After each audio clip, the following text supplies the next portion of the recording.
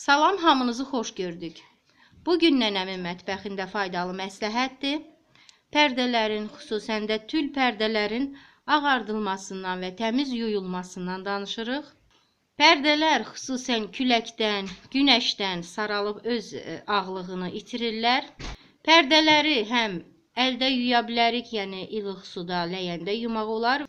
Və yaxud da ki, pərdələr üçün paltar yuyan maşının özünün xüsusi proqramı var. Həmin proqramla yumaq olar. Və necə yuyuruq? Nədən istifadə edirik? Adətən deyirlər ki, pərdələri personla yumaq lazımdır və xüsusi ağardıcılardan istifadə etmək lazımdır. Kətan və yaxud digər materialdan olan pərdələrdə istifadə etmək olar.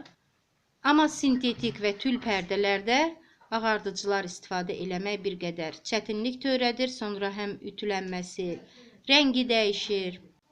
Paltar yuyan maşının yuyucu toz əlavə elədiyimiz gözünə yuyucu tozla birlikdə 1 xörək qaşığı çay sodası və 1 xörək qaşığı da adi qida üçün istifadə etdiyimiz şəkər tozundan istifadə edirik.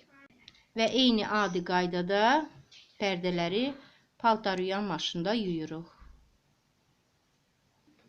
Və pərdələri yuduqdan sonra elə nəm halda, yəni maşından çıxartdıqdan sonra elə asıram.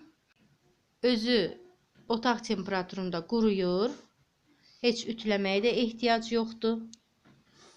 Günəşdə və yaxud bayırda bir neçə saata quruduqda çox quruyur, əzik olur. Elə materiallı pərdələr var ki, onlara heç ütü vurmağı olmur. Çox zərif olurlar. Bugünlük bu qədər. Videonu bəyəndinizsə like edin. Kanalı izləməyi unutmayın. Sağ olun.